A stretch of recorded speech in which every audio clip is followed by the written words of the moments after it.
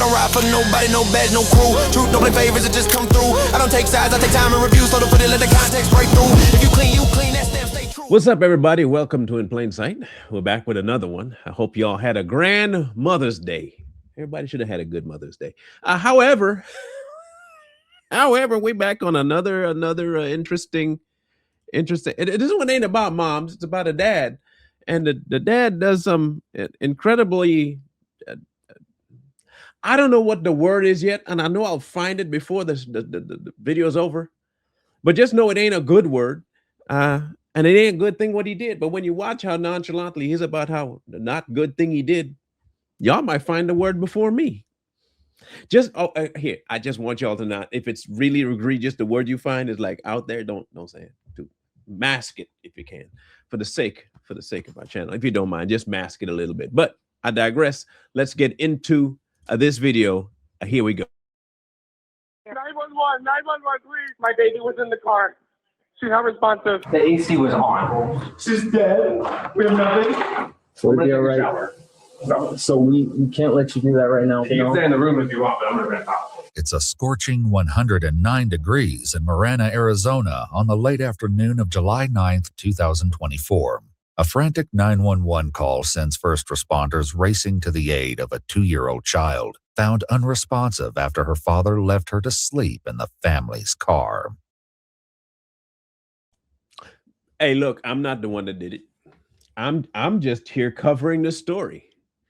Now, I have kids. I have quite a few of them.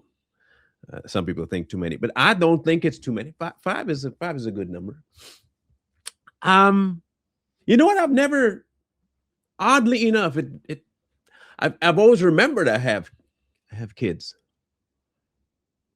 They do stuff to remind me that they're there. Not always good things. not always good things. Sometimes the kids make me be like, "You're still here, huh?" That kind of stuff.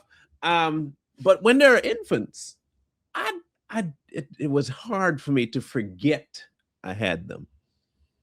You know, when parents say it's too quiet, you know that the kid's up to something. Even when it's too quiet, you know you got kids. So what you're about to hear might make you wonder how he got to this point. But don't worry, they'll tell you. As investigators try to piece together what may have happened, unsettling discrepancies begin to emerge, and shocking evidence raises a haunting question. Was this a heartbreaking mistake or a catastrophe waiting to happen? The suspect in question and all persons charged with a crime are presumed innocent unless and until proven guilty in a court of law. It's like baffling. I don't know. It's baffling that this happened. Our lives have been literally perfect. The panicked 911 call comes in around 4 p.m. from 37-year-old Christopher Schultis. As the dispatcher attempts to keep him calm, Marana County Police and first responders weave through the busy streets in a desperate race to get to the scene. What are you reporting? She was in the car sleeping. She's unresponsive. Okay. And who is she? Please. My daughter. Is she still breathing? No, she's not breathing right now. Okay, we need to start CPR right now. Yes, we are. We're starting CPR, yes. I'm so sorry. Okay, is she breathing yet? How long has it been? Half hour. It was, but it turns off. We have started CPR. Mom is a doctor and is also performing CPR on the baby. 3, 4, 5, 6, 7, 8. Come on, baby. Deeper. Move on, give her breath. By the time police arrive, paramedics have already taken over efforts to save the child, but the situation looks grim. As the temperature outside is boiling, they need to know how long she was exposed to the deadly heat. Half hour, 45 minutes. 45 minutes, okay. The car's been on. She was left in the car after 45 minutes, but it was said it was on. Was the air conditioning on? Yes. But I guess it turned off, right? As the paramedics need space to work, Chris walks away from the desperate situation. The officers attempt to keep Chris calm as he experiences rapid shifts in his emotional state. Partially, I can understand. I can. As a father, I can understand, especially if the story is that he didn't do nothing. Understandable if that's the case. But as you know, most stories that come across like this aren't what they say at the beginning. Usually some bombshell shows up near the middle to the end, and you end up thinking to yourself, what the hell? And I think that's what we might encounter here. A little bit of a what the hell moment. Let's find out. Chris. Oh, yeah, let's get some work done now. What's going on? Why are you with me? Because we were first responders and we were on scene when all this. The AC was on. My worst nightmare. I'm on sciatica pain, so I can't be sitting down. Please, baby, please. Anything. Despite their best efforts, the situation takes a dark turn. I mean, I don't know if we should be there or anything now. She's dead. Like, I need to be with her. Like, Oh my God, I know. No. She's dead. We have nothing. Sir, they're doing the best they can right now, okay? oh my God. I don't know if it's just me, but he seemed a little fake. Just a little bit, just a little fake, a little, you know.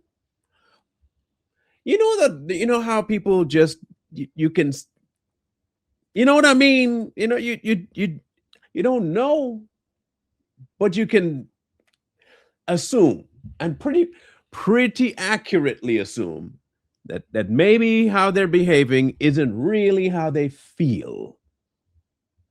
Hopefully that makes sense. And let me know if you're closer to the word you're about to put down, because I'm not much closer, but I'm getting there. Shortly after arriving at the hospital, 2-year-old Parker Schultis was pronounced deceased, a devastating result of intense heat stroke. While waiting with officers inside the house, Chris's demeanor continues to alternate between panicked and eerily calm.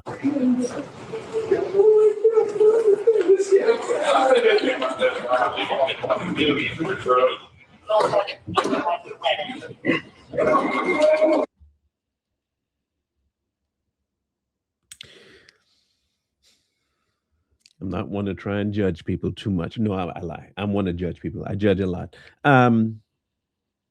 However, it's a 2-year-old.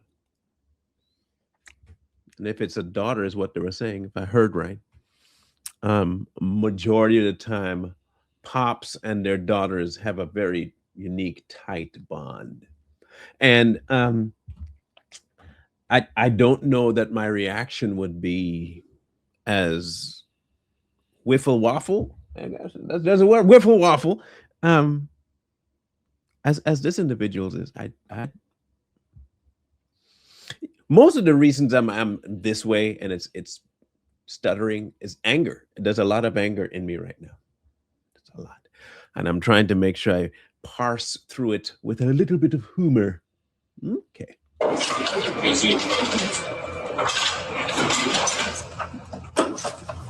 Thank you.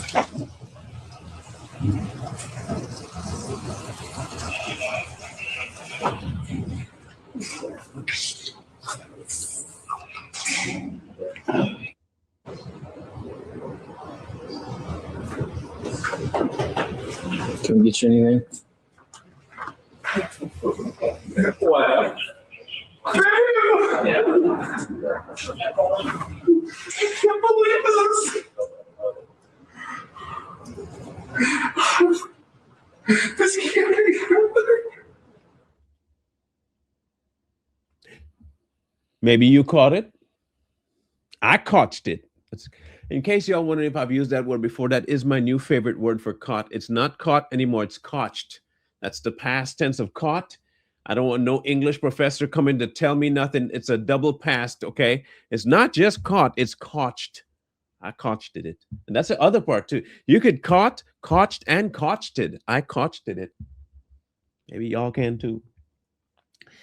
And I know people are going to come and say, that's just his emotional bandwidth being exhausted because of the trauma that he's induced upon himself. I understand. I will give about 5 to 10% of room for that. However, as you might soon see, you might change your mind a little bit. She wants me to try and get her right to the hospital. Hey, we'll accommodate that for you, all right? We're just gonna need to get a statement from you about what happened, what's been going on. Obviously, I know this isn't easy for you. Okay, it's not easy for anyone around right now. As the officer prepares to get Chris's version of events, a group of investigators outside try to piece together what little information they have from the child's mother. Oh. However, a disturbing observation made by one of the paramedics will leave them questioning if there's more to the story than they've been led to believe. Mom's an anesthesiologist, so mom was working. Mom arrived, asked where the daughter was. Dad came out here, brought the kid in. It was like that. Mom started working on the kid at that point.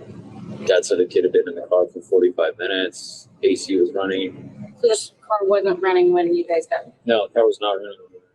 Sounds like he was aware because he said he left the baby in the car to sleep and let the car run. No medics were talking about rigor in there already.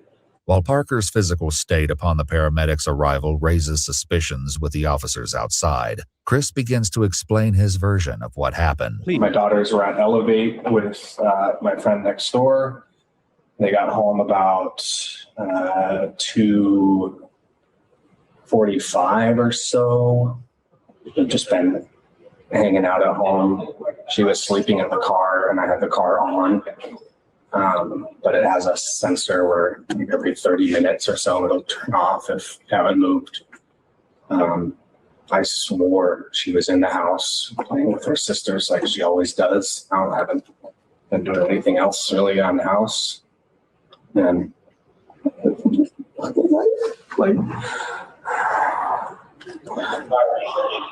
What time? well, we never do this anywhere, but I'm home, right? Like you're home, you're safe, you're like your kids are home.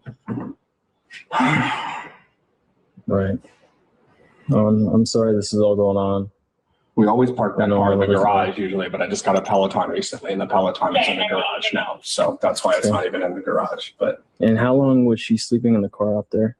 I want to say it was no more than 30, 45 minutes. The chilling reality is that Parker remained in the driveway for far longer, a darker truth that will soon come to light with devastating implications. You know, the crazy thing is that he says 30 to 45 minutes, like that's a very short period of time. I don't know how many of you have been in the heat before as adults. I don't know how many of you like the heat as adults. I like the heat as an adult. In fact, if I could live where it's 90 to 100 degrees all the time, I'd be a happy man. I know I'm weird, but that's me. My family, hell no. Nope. The hottest they wanted to ever get to is maybe 77, maybe 80 on a bad day. They don't mind the winters. So we don't get along when it comes to weather temperature in the house, okay? I have to fight for my right to be warm. And I know for a fact I've seen them struggle with the heat. Adults struggle with the heat. My wife can barely tolerate temperatures of 80 degrees, 85 degrees for more than 5 to 6 minutes before irritation and sweltering sweat starts to slip down her face and she starts to take it out on me. I know that for a fact. So I don't know how the hell a human being, an adult male, can say to himself, 30 to 45 minutes is all it was for a 2-year-old in a locked car with windows up in a southern state summer. I don't care how many times you leave the AC on. If the car's not moving, the AC doesn't really, regenerate as quickly. I've noticed that about cars. So it's going to be eventually start to level off about 2 to 3 minutes into just idling there. And pretty soon the heat starts to take over and AC don't mean diddly squat for adults. You see what I mean? You eventually, my point of view might change about the man. All right, let's continue. Meanwhile, as tensions simmer in the stifling heat outside, two officers take refuge in the shade and vent their mounting frustrations over the tragic situation. No, summer one. That's it. Frustrating the most. But the AC is on. No, I'm not missing. Told you. Hey, I'm not the smartest guy, but sometimes the two brain cells I got coordinate enough to spark something. I'm pretty proud of those two. I might treat them to something later. I might give them what their heart's desires is, to be left alone and not be sparked again. Sometimes I do think. Sometimes I do. Especially with this, it goes directly, the back seats directly in the sun. Oh, it's worse than that. That's worse. The whole car was in the sun. You see that one car right here, because when you started making it to the car, along across the road, the hood was piping hot. Now taking a break from questions, Chris makes a startling move that leaves officers stunned. As they attempt to relay the gravity of the situation, his willingness to cooperate takes a sharp turn. Just to let you know, I don't want to feel like we're intruding, but we're gonna have to stand by with you for a while. All right. Is there a reason why? So any death we have to treat like a crime scene. I know this is extremely difficult for you. This is a normal process that we have to follow through with. I don't want you to be blindsided by anything, but that's what's going to be going on for right now, okay? So I'm being treated like a murderer? No, I just lost my baby. not at all. I know that. And I know this isn't easy for you. That's why I'm trying to be straightforward and honest with you, okay? I don't want to keep any secrets. I don't want to hide anything for you. Someone's going to talk to you about what happened, though. All right?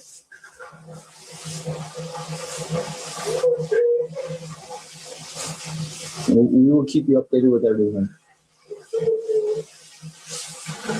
My whole family, my whole family is going to be ruined.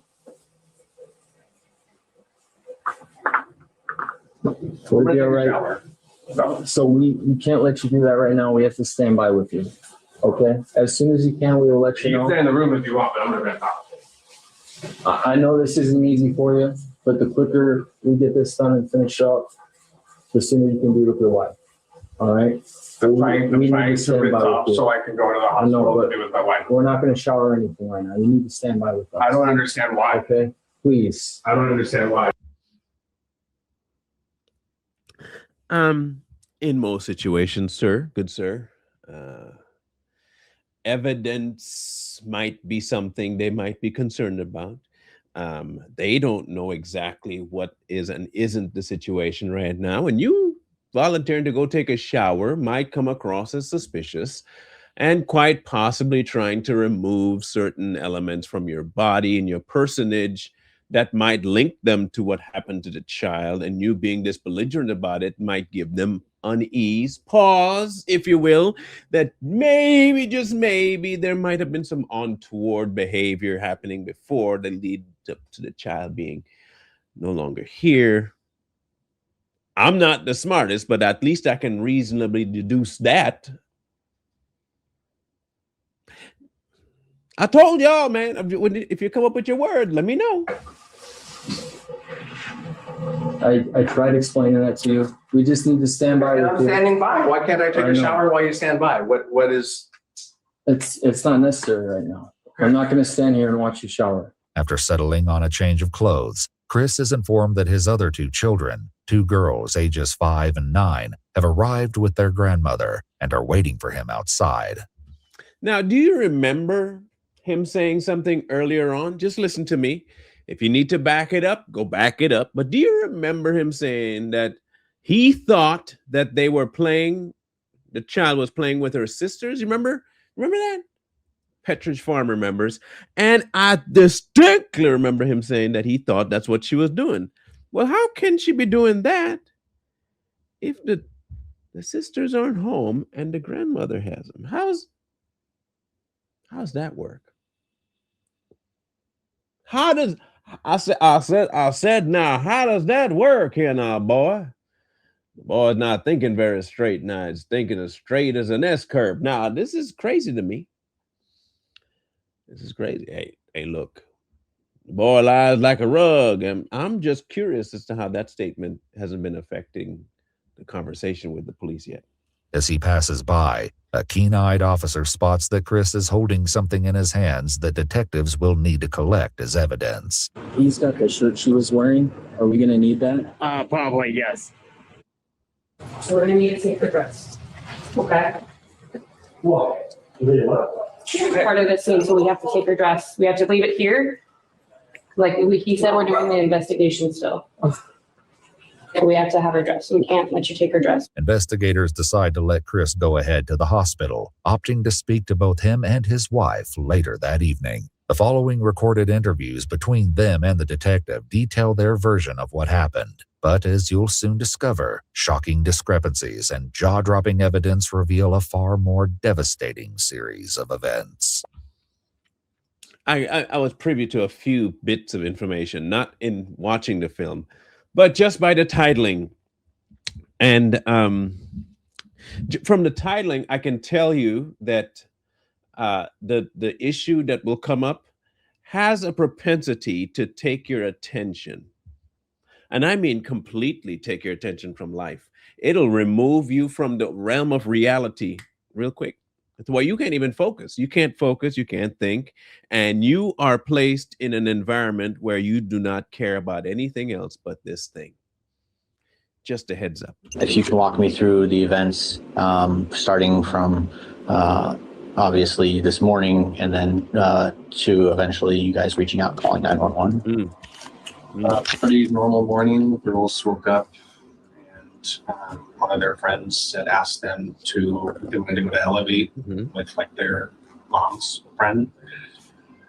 Their best friends live next door. Grandma was supposed to come get them. I think she showed up around like 10:30 or something, took them to elevate. As the older daughters left for the trampoline park, Parker was supposedly left alone in Chris's care. He next explains that he went to a doctor's office and took Parker along with him, only to discover that it was closed. So then we just basically turned around and came home. And I looked at the clock and I remember thinking like, oh, I gotta get home because the girls are gonna probably head back soon. So we got home and the girls weren't home yet, but baby was sleeping in the car. And so I had taken some stuff inside and I came back out and the girls were there. They had just pulled up. And so they came inside and I checked on the baby. She was still sleeping. And then came back inside. That's where I just kind of like was, I don't know, thinking that she was playing with her sisters. I think that me coming home and thinking that, you know, the girls were going to be home. So I got like come back in and out kind of thing. You said the girls came home. Do you remember about what time that was? I want to say it was like 2:30. The next door neighbor, whose kids went with Chris's older daughters earlier in the day, has a very different answer for what time the children came home. And you said they got dropped off about what time? Probably 1:30. I'm thinking like 1:15. And then, do you remember what time you left to go to the clinic? I don't. Okay. You remember roughly about what time you got to the clinic and saw they were closed? Probably about 2.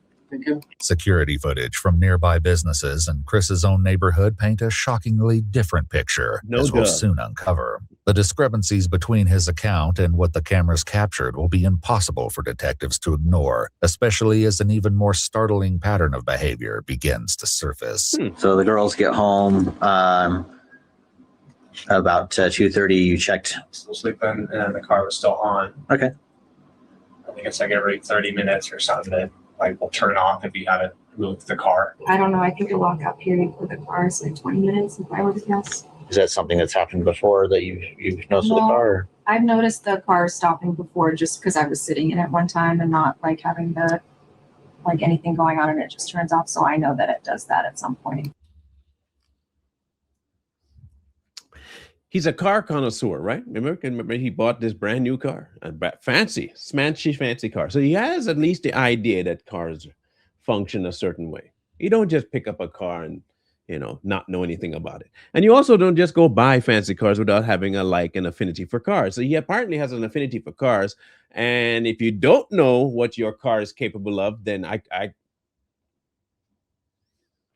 think you're lying. So if I was to guess, you're fully aware that the car does this. You also know exactly when the car does this, especially if you're frugal with money and you want to make sure you don't, destroy things. And you'd probably know all this. So something else had to take in your attentions. Wonder what that could be. Crime scene investigators performed a test to replicate this event on Chris's car, and while the exact time varied between each test, the vehicle turned itself off consistently around the 20-minute mark. 1 hour after the engine shut off, investigators recorded the temperature of the back seat where Parker was left sleeping. It was a sweltering 149 degrees Fahrenheit. And then you go inside. You guys are doing things as normal. Then what's next? Girls were playing in their room on their iPads, like they usually do. That's where I thought the baby was. Girls said hi, but the baby didn't come say hi to her, so that's when she was like, "Where's the baby?" I was like, "Oh no, I think she's sleeping." And my daughter started looking for her first, and the girls said that she was sleeping in the toy room. But when I got up and went in the toy room, she wasn't in there. And then we were like, And then I was just walking around the house, like checking the rooms and stuff, because I figured she was in one of the other rooms. And then I went out in the driveway and checked her car. Already, Chris's timeline casts doubts as it places Parker in the driveway from before 2:30 p.m. up until the 911 call was placed, much longer than the 30 to 45 minutes he originally claimed. Let's get this right. The time frame could be anything between 1:30, maybe 2, and 4 o'clock. So anywhere between 2 to 3 hours, that child was in the back, 140 degrees temperature. Now, I've been in attics. I told you I like the heat. But I used to work in the heat a lot because you'll go either in crawl spaces or you'll go into attics where you got to work in the middle of summer to install all kinds of things, right? Now, I don't know if you've been in the roof of a house before in hot summer temperatures, okay? The AC ain't working up in there. That's insulation's there, but the insulation's on the ceiling, right? So you're above the insulation and the roof, no insulation between you and said roof. You just up there in an oven. And I've been up into ceilings before where it's like 105 to 110. And let me tell you that confined spaces and heat do not mix. And please don't add at all insulation on that. That is the worst. Now imagine you are a child, 2 years old, and you are strapped. You can't move. 140 degrees for 2 hours. Let that set in. These discrepancies won't escape these seasoned detectives, but the truth they uncover will be worse than they imagined. And as far as letting sleep in the car, you've done that before with the kids and all? No, not that I'm aware of. And then had you done anything like this before where you just let her sleep in the car or anything like that? No, that's normally, I mean, I have the girls with me usually, and the girls are always, good about like, "Dad, get the baby," like we'll walk one side together. Oh, I mean to be insensitive, but I have to ask these questions. Any issues at home? Any problems? No, we have the perfect life. Oh. Like, I'm not even kidding. Like, every day we're just in awe of just how much we love each other, how perfect our girls are, just how full everything is. It's just, it's like baffling. I don't know. It's baffling that this happened. While they both claim it's never happened before, security footage witnessed by police, along with more unsettling claims, will ultimately reveal the possibility of a disturbing pattern of behavior. On the morning of July 9th, the day of the incident, Chris allegedly pulled into a gas station at around 12:06 p.m. on his way to the doctor's office. He's seen entering by himself, and after buying 3 cans of beer, enters the bathroom. Only 1 can remained as he exited without paying around 12:10 p.m. Chris's vehicle is next seen arriving at the doctor's office at 12:12 p.m., hours before he originally claimed. His vehicle is then seen making a third stop at a Bosch's grocery store at 12:30 p.m. Cameras captured someone matching Chris's description entering the store at 12:40 p.m., once again alone. He's then seen returning to the vehicle at 12:47 p.m. At 12:47, neighborhood cameras captured Chris entering the neighborhood. The vehicle was captured pulling into the driveway at 12:53 p.m. where Parker was left asleep until 4:16 p.m. when the 911 call was placed. So let's get some time. Okay, some time. So 12:53 to 4:16 would be 3 and 20 minutes, 3 hours and 20 minutes about. Okay. Now I can do a lot in that kind of time. We record videos and we can get done with a few videos, maybe 3 of them in about an hour and a half, 2 hours, depending. You can do 3 podcasts, hour long. You can travel to Seattle from where I'm at in 2.5 hours. I can go to Spokane and come to about the far end of Spokane in 3 hours. That's a long drive. I mean, it's boring as hell, but I can do it. I can do a lot. And the amount of things you can bake. I can bake a whole turkey, small, in about 3 hours. High temperature, spatchcocked. But a child in a car for 3 hours in 100-degree weather is also, that could also do a lot. It could do some mean damage to a child. And it's also a lot longer than the 45 minutes. And he suggested that it was. Maybe he has a valid reason. Maybe he passed out from all the beers that he was drinking illegally, unpurchased. Heat and beer, Parker Schultis remained in the driveway for more than 3 hours. The possibility that Parker was left unattended at each location may have been a shock to detectives, but to neighbors, it was no surprise. After hearing troubling rumors circulating in their small neighborhood, investigators begin to question them and are shocked at the surprising allegations. Neighbors tell police that there have been multiple incidents in which the older girls were rumored to be found lost and wandering the neighborhood, while Chris was nowhere to be found. As well, a second neighbor came forward to say she'd been involved in a number of search parties for the girls over the years and claimed that while Chris was home, he would have no clue they even left the house. Perfect life. Yeah, man, that wife is so on point. So on point. It's a perfect life. Well, it would be perfect if you ain't home. You wouldn't know. You working a lot. Sounds like it's your money buying everything. What's it sounds like?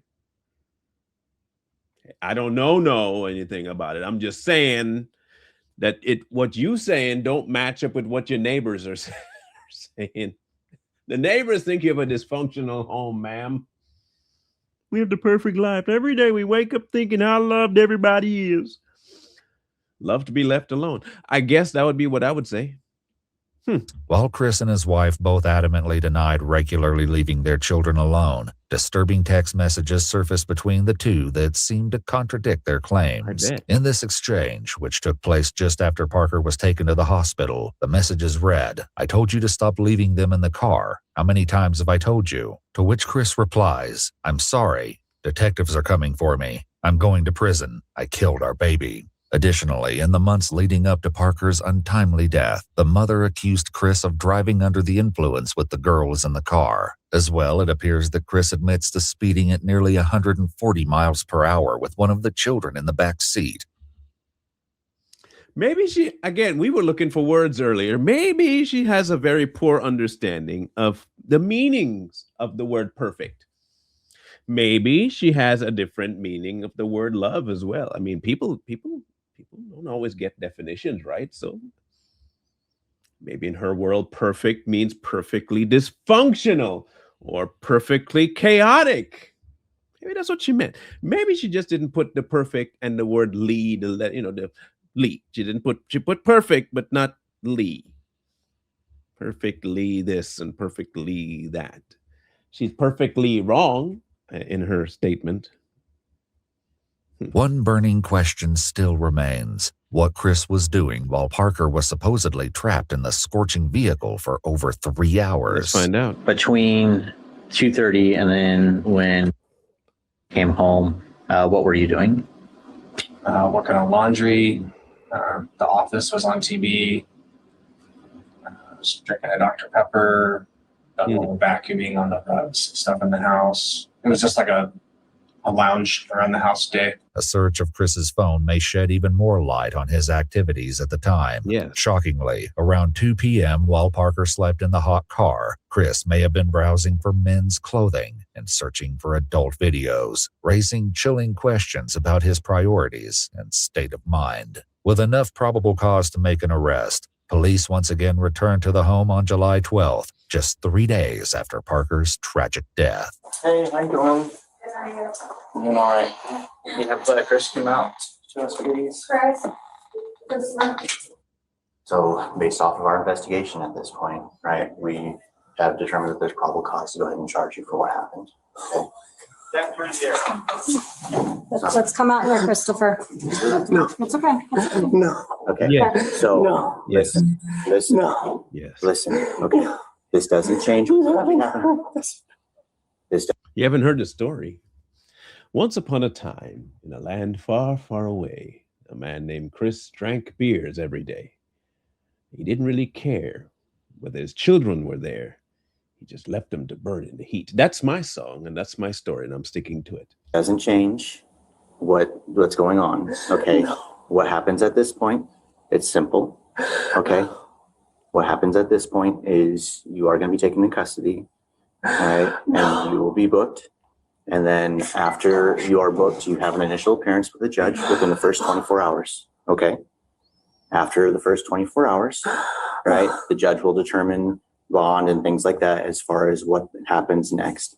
At that point, the case goes to the courts. It'll be between you, it'll be between your attorneys, and it'll be between the county prosecutor. Okay. So again, I can't change the consequences of what happened. All right. But what I'm going to ask of you. Okay. Come on, Chris. Let's go out here. Can you grab him some shoes, please? No. They're right there. They're right there. Let me put shoes on. Can I just ask one thing, please? Yes. Yeah. Can you say bye to our kids? Okay. So listen to what I'm saying. I'm not resisting. I know. Please. Just relax. I Just need you to relax, listen. Christopher. I need you to listen. Just relax. We will Just get your relax. Just relax. The timing of the arrest doesn't sit well with Chris's wife and mother, who express their concerns as well as their harsh opinions about the officers themselves. Just so you guys two, we're trying to make this as little of a scene as possible, so. I don't want to wait till after the funeral? I don't want the kids to see Dad get hauled off. Seriously? That's going to be between you and the court. Can I give him a kiss? Yeah. Here you go. Chris, I'm gonna be here and I'll take care of everything. You think maybe the wife might have been an enabler? Just a wee bit. It kind of seems that way. I mean, I'm just going based on what I'm seeing. It seems to be something wrong here. A little bit. The funeral is private. No heart. No heart at all. As officers prepare for transport, they make one final consideration given the extreme temperatures. Anything inside your pockets? You just have to, it's standard, okay? Hey, Brooks, on the AC, look on the bottom, it says rear, let's get the AC. What he did for his kid. We'll do a second. Thank you. Christopher Schultis was arrested and booked into the Pima County Adult Detention Center. He's been indicted on charges of second-degree murder and child abuse related to the death of Parker Schultis. While he was later released pre-trial services, the court had asked for a $1 million bond. During his second showing at the court in August 2024, Schultis pleaded not guilty to the charges. The charges have now been escalated to first-degree murder and child abuse. I'm going to tell you this. Guilty regardless of what any court says. And I'll tell you why I say that. That's just me. You're a horrible father if you don't know that your 2-year-old is not in the house. You're a piece of trash if you don't know that. Secondary piece of trash if you're taking the 2-year-old around with you, leaving her in the car consistently on camera. That's proven. That's not a thought process. And going to buy beers, not paying for the beers, drinking the beers, and then coming out to the car. So endangerment, piece of shit for that one too. And then trying to lie about the time frame, knowing full well that you know it was 3 hours plus. So I don't care what the courts say, you're guilty. In my eyes, 100% guilty. 1 trillion, manillion % guilty, because that's some trifling behavior for a father to have, to not know. 2-year-old. 2-year-old is still fairly dependent on parents. I didn't know if you knew that or not, but usually they come with a predisposed clinginess to parents. And when one's not there and you're saying you're doing all the stuff that you're doing, they gonna come find you for something, a snack, a food. I want to watch TV, something. Okay. All right. Well, that's how you feel, mister. We'll see what the court says. It's only 2024.